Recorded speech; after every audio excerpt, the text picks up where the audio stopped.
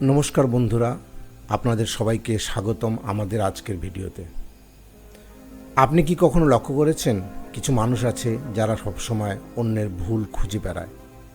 কেউ কিছু ভালো করলেও সেটা তাদের চোখে পড়ে না, কিন্তু সামান্য ভুল হলেও সেটাকে বড় করে তুলে ধরে।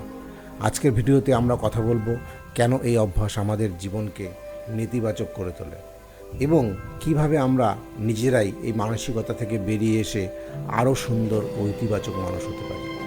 ভিডিওটি দেখুন, হয়তো এখানেই লুকিয়ে আছে আপনার জীবনের একটি দরকারি পরিবর্তনের সূত্র। সমাজে এক ধরনের মানুষ আছে যাদের প্রধান অভ্যাস হলো অন্য মানুষের ভুল ধরা। এরা সবসময় সতর্ক থাকে কোথায় কে ভুল করলো, কে কি ঠিক করলো না। এই মানুষগুলোর অভিযোগের ঝুলি সবসময় ভর্তি থাকে, কিন্তু আশ্চর্যের বিষয় হলো ভালো কাজের প্রশংসা করার ক্ষেত্রে তারা প্রায় নীরব। কেউ শত ভালো কাজ করলেও একটা ছোট ভুলই তাদের সবচেয়ে বড় হয়ে ওঠে। আসলে আমরা জানি এই পৃথিবীতে কেউই নিখুঁত নয়, আমরা প্রত্যেকেই কোনো না কোনো জায়গায় ভুল করি। তাই অন্যের খুঁত ধরা খুব সহজ, কিন্তু নিজের ভেতরের পরিবর্তন আনা সবচেয়ে কঠিন। যেমন অন্যের ভালো কাজের প্রশংসা করা, কারো ভুল থাকলে সেটা আলাদা করে বিষয়ভিত্তিক আলোচনা করা, বুঝে নেওয়া যে কাজে ভুল হওয়াটা খুবই স্বাভাবিক।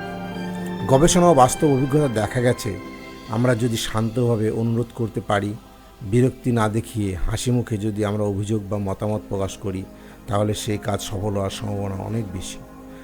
আমাদের মনে রাখা খুব জরুরি, আমাদের উদ্দেশ্য যেন কাউকে ছোট করা না হয়, কাউকে সংশোধন করার নামে প্রতিহিংসা দেখানো না হয়।